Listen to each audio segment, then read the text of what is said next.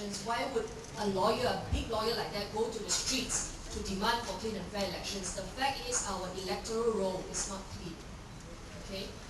If you look everywhere, many people, some of your neighbors probably would have received so many letters from BN Selangor addressed to people living in their house without such people really living in the house. In Bukit Gasing alone, one house received 28 letters from BN Selangor. Okay? Here we have voters from Lembah Pantai. Their letters are sent to Goodyear courts in Subang Jaya. So that's why we believe the electoral roll is tainted. Now, many calls have been made to the EC to clean up the electoral roll, but they have not done so. But when Rafizi Ramli came out to expose about Papagomo having 2 voting places, his name was deleted the next day. So if EC really wants to clean up the electoral roll, they can, provided they have the willpower to do it.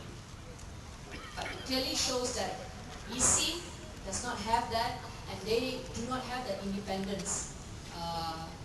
Because, you know, before EC announced the nomination date and the polling date, guess who came out to announce the polling date and the nomination date first?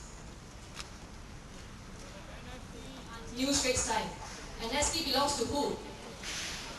No. So before the Election Commission announced the date, New Straits Time announced it first. So that shows you about the independence of our EC.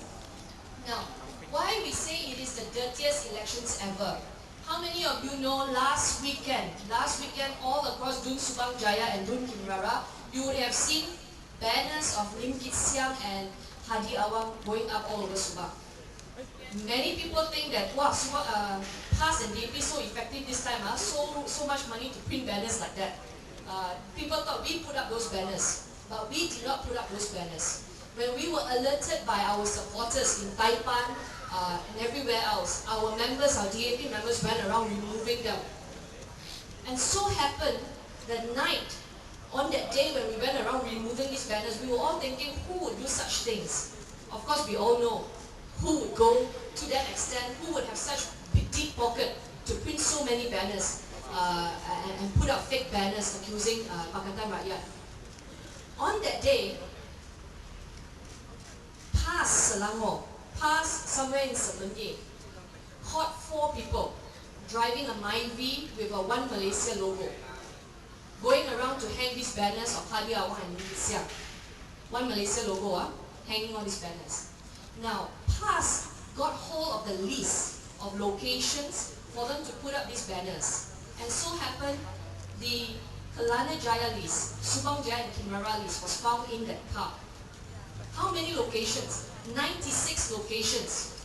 USJ13 included. They have a list produced, 96 locations all over Subang Jaya, USJ18, 19 included. And so if you estimate one banner, 50 ringgit, 96 locations, even before the nomination date, only someone like Barisan Nasional would have that kind of money to print fake banners to mislead people. Now, these banners are printed to confuse fence-sitters or voters about who DAP and PAS really are. Do you know that banner bearing Hadi Awang's face, PAS banners talking about hudud, that banners were only printed in Mandarin? They were put up in Bukit Gasing, where? In front of Catholic churches, purposely to frighten Christian voters that if you vote PAS, if you vote Pakatan Rakyat, you're going to get a hudud state. Okay? Pictures of Kit Siang wanting Anwar Ibrahim as Prime Minister, put up all over here.